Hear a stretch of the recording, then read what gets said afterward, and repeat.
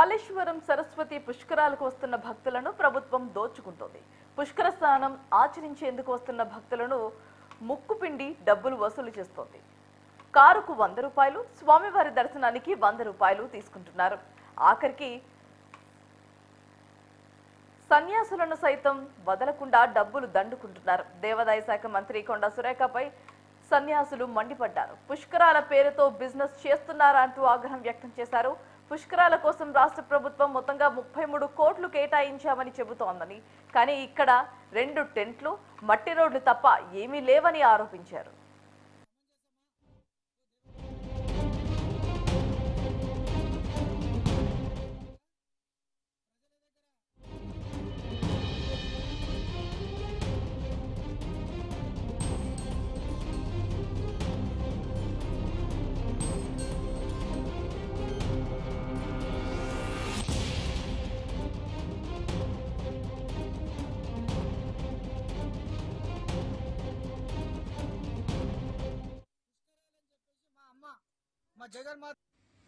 ఇది చూస్తున్నారు కదా, కాళేశ్వరం టికెట్.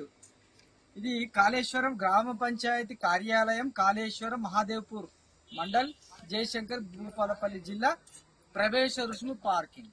ఇక్కడ మేము ఎవరం ఉన్నాం? సన్నాసులం, ఇద్దరు కూడా సాధువులం.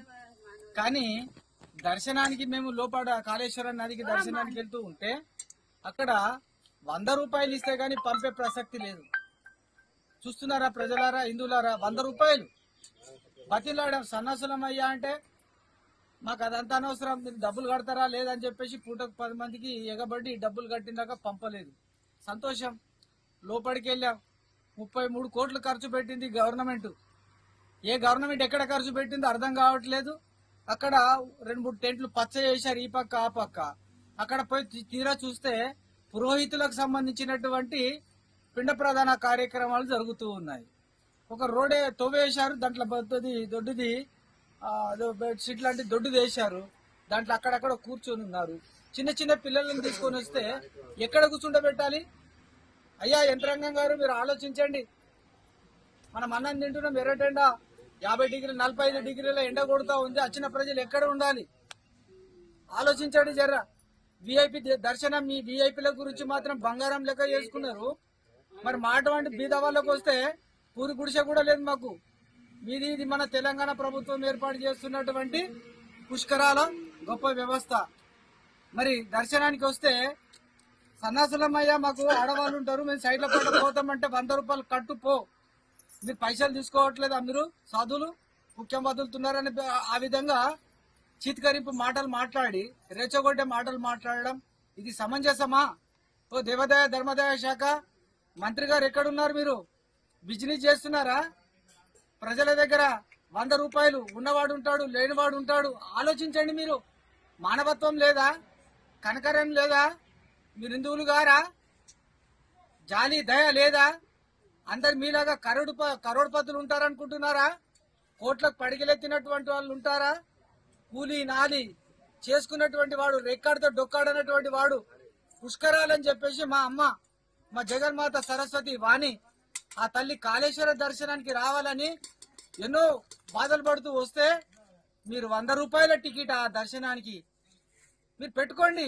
20 రూపాయలు పెట్టండి, బీదవాడికి పెట్టండి. మీలాగానే డబ్బున్నోళ్ళు ఉంటారనుకుంటున్నారా?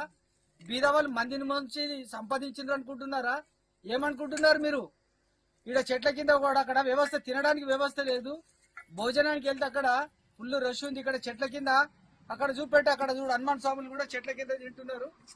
అక్కడ చూపెట్టండి, అక్కడెక్కడ చెట్ల కింద తింటున్నారు జనం. మరి ఏం వ్యవస్థ చేశారు మీరు? 33 కోట్లు పెట్టి ఏదో తెగ అడ్వర్టైజ్ చేస్తున్నారు. దొబ్బిల దోపిడేనా?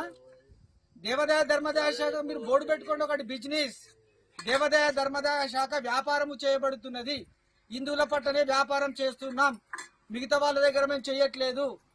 ఎందుకంటే మా హిందువుల ద్వారా మీ బతుకంతా, మీ డిపార్ట్మెంట్ బతుకంతా మీ నాయకులకే కావచ్చు, మీ గవర్నమెంట్కే కావచ్చు, హిందువుల డబ్బులతో మీరు బతుకుతూ ఉన్నారన్న సంగతి మీరు మర్చిపోవద్దు. హిందువులారా మేల్కోండి, అందరూ ఖండించండి ఈ విషయాన్ని. ఇది సాధువులుగా ఖండిస్తున్నాం. సాధువులందరూ కూడా లెటర్ ఇచ్చారు, మా సాధువులని తక్షణమే దర్శనాలకు పంపండి అని.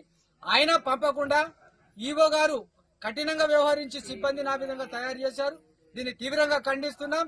మేలుకో ఇందువా మేలుకో, ఇటువంటి అధికారులకు తగిన మీరు బుద్ధి చెప్పండి. కాళేశ్వరంకి వచ్చినటువంటి వాళ్ళు కూడా ఎవరు ఊరుకోకండి. ఖచ్చితంగా మీరు బెదిరించి మీరు మన పనులు మనం చేసుకుందాం. హర హర్ మహాదేవ్, హర హర్ మహాదేవ్. ఇది చూస్తున్నారు కదా కాళేశ్వరం టికెట్. ఇది కాళేశ్వరం గ్రామ పంచాయతీ కార్యాలయం, కాళేశ్వరం మహాదేవ్పూర్ మండల్.